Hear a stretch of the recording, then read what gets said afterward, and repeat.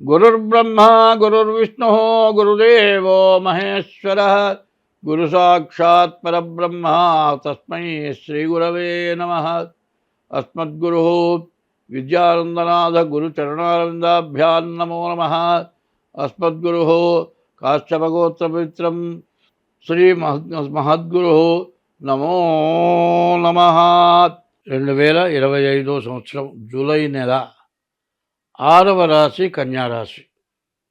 ఈ కన్యారాశి మాస ఫలాలు చెప్పుకుందాం. ఇప్పుడు కన్యా మిథునాలకి బుధుడు అధిపతి. అటువంటి బుధుడు ఏకాదశిలో చాలా బాగా ఉన్నాడు. రవి ఇంకా బాగున్నాడు, రాహు బాగున్నాడు, శుక్రుడు బాగున్నాడు. 4 గ్రహాలు పూర్తిగా బాగా ఉన్నాయి.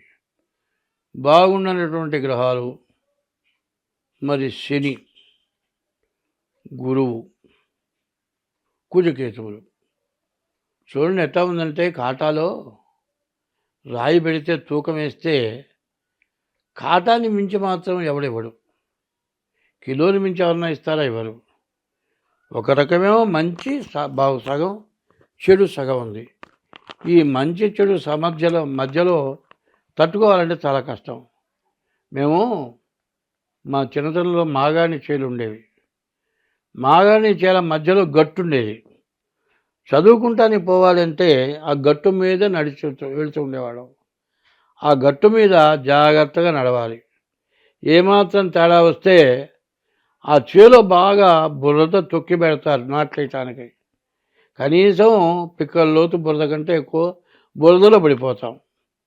కానీ చూడండి, మరి మంచి అనేది ఎట్లా ఉపయోగపడదో నేను అనుభవంతో చెబుతున్నా.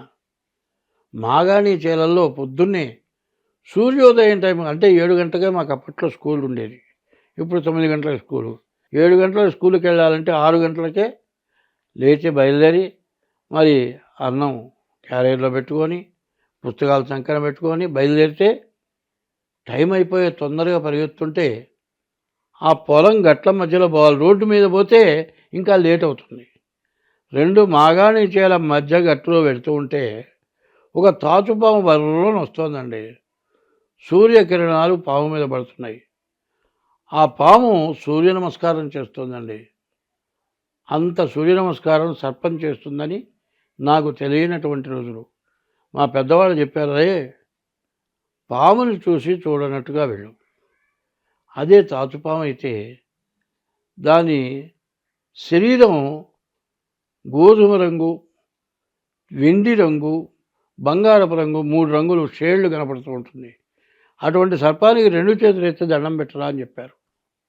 అది గుర్తుకొచ్చి సూర్యకిరణాలు పడుతూ ఉంటే సర్పం మీద గోధుమ రంగు, వెండి రంగు, బంగారపు రంగు కనపడుతోంది. సూర్యకిరణాలకి తడ మెరుస్తోంది.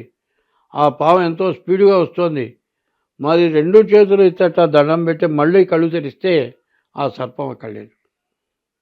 ఎందుకంటే ఒక శ్లోకం ఉంది, బ్రాహ్మణానాం అనేకత్వం. బ్రాహ్మణులందరూ ఒక మాట మీద ఉండరు, ఒక మాటగా ఆధారపడరు. కాదంటే డబ్బు సంపాదించాలనే ఉద్దేశానికి మాత్రం బ్రాహ్మణులందరూ ఒక మాట మీద ఉండరు. సత్యధర్మాలకు కట్టుబడతారు కానీ డబ్బు పోయినా కూడా ఆలోచించరు. అది ఏకత్వం. బ్రాహ్మణానాం అనేకత్వం. డబ్బు సంపాదించడానికి, పాపం చేయడానికి ఏకత్వం కాదు. సర్పానాం అతి నిద్రయోహో. పాములు 23 గంటలు నిద్రపోతాయి. గజానాం మందబుద్ధిశ్చ. ఏనుగులకి మందబుద్ధి. అడ్డపాపలు. దోమ ఏనుగు కంటే పెద్దదిగా కనపడుతుంది. త్రిభి లోకోపకారక. బ్రాహ్మణులకి సకల రకాలైన విద్యలు ఉంటాయి కానీ స్వార్థం అనేది లేకపోవటం, ఏకత్వం కాకపోవటం జరుగుతుంది. పాములు 23 గంటలు నిద్రపోతాయి. 1 గంటలో ఆహారం తెచ్చుకొని తిని దాని స్థానానికి వెళ్ళిపోతాయి. అవే భూమిలో సర్పాలు చాలా ఉన్నాయి. ఆ సర్పాలన్నీ బయటకు వస్తే మన మనుషుల కంటే ఎక్కువ సర్పాలు ఉండొచ్చు అనుకుంటున్నా నేను. కానీ సర్పాలు భూమి లోపలే ఉంటాయి. సర్పాణం అతి నిద్రయోహో. ఎక్కువసేపు నిద్రపోతాయి, ఎక్కువ టైము 23 గంటలు నిద్రపోతాయి. గజానాం మందబుద్ధిశ్చ. ఏనుగులకి మందబుద్ధి. కూర్చున్న చోటు నుంచి లేవలేకపోవటం.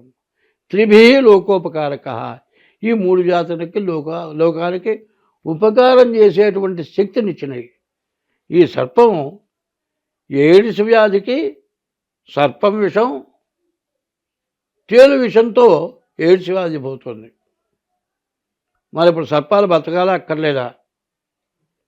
మరి బ్రాహ్మడు విద్య కలిగి అందరూ మంచి చెబుతాడు, కానీ నాకింత ఇస్తే కానీ చెప్పనని మాత్రం ఏ బ్రాహ్మడు అనేది జరగట్లేదు. అదేనా ఒకవేళ తీసుకున్నా మనం తీసుకుంటే ఎంత తీసుకుంటే ధర్మం అనేది ఆలోచించే తగినంత తీసుకుంటాడు బ్రాహ్మడు. సర్పాణామతి నిద్రయోహో, ఎక్కువ కాలం నిద్రపోతాయి, 1000 సంవత్సరాలు బతుకుతాయి. నాగమణి అంటారు, సర్పంతల్లో మణి పుడుతుంది, ఆ మణి కోట్లు ఖరీదు చేస్తుంది.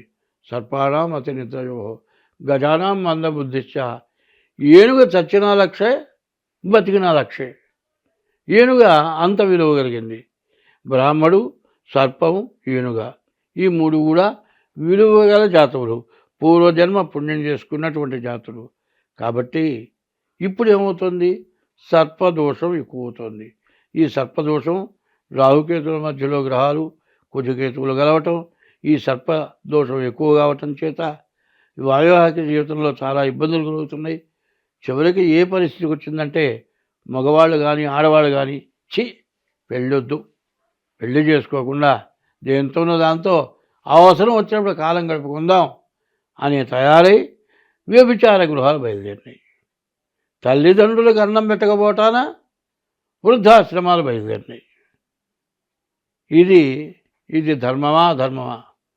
వృద్ధాశ్రమం లేకుండా ఉండాలి. వివాహం చేసుకొని భార్యాభర్తలు కలిసి ఉండాలి. మరి సన్యాసి కంటే సంసారి ఎంతో పుణ్యం చేయగలిగి ఉంటాడు. కాబట్టి మన ధర్మం స్త్రీని దైవస్వరూపంగా చూచారు. మరి స్త్రీని మించినటువంటి దైవం లేదన్నారు. అటువంటి లక్షణాలు పోవటం వల్ల చాలా కష్టాలు నష్టాలు వస్తున్నాయి. ఈ నష్టాలన్నీ కూడా ఇప్పుడే బయలుదేరినాయి.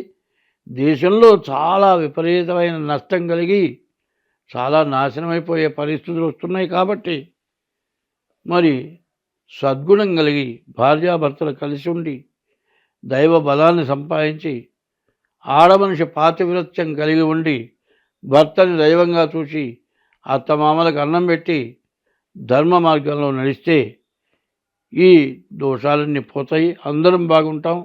అయితే ఈ రాశికి రాహువు, శుక్రుడు, బుధుడు, రవి 4 గ్రహాలు. రవి వల్ల మంచి ఉద్యోగం వస్తుంది, శుక్రుడు వల్ల మంచి వివాహం, మంచి భార్య వస్తుంది, రాహు వల్ల మంచి ధనం వస్తుంది, ధనం నిలబడుతుంది, ధర్మమైన ధనం వస్తుంది. ఆ ధర్మమైన ధనం జీవితానికి ఉపయోగపడుతుంది, నిలబడుతుంది.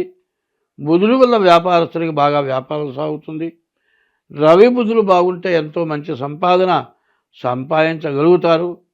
కానీ ఈ సప్తమంలో ఉన్నటువంటి శని వల్ల, మరి ద్వాదశంలో ఉన్నటువంటి కుజకేతువుల వల్ల విపరీతమైన నష్టాలు కలగటానికి సిద్ధంగా ఉన్నాయి. కాబట్టి మీ డేట్ ఆఫ్ బర్త్ ద్వారా మీ జాతకం చూపించుకొని మీకు వచ్చేటువంటి మంచి మొత్తం పొందాలి అనుకుంటే జాతకం చూపించుకొని దానికి ఉపశమనం చేసుకోండి. మంచి వస్తువు కావాలంటే తగినంత డబ్బు తీసుకెళ్ళినట్లే. మీ బాగుండాలంటే చెడుని చూసుకొని ఆ చెడును పోగొట్టుకునే మార్గం చూసుకుంటే మీరు మంచిని అనుభవించగలుగుతారు. స్వస్తి.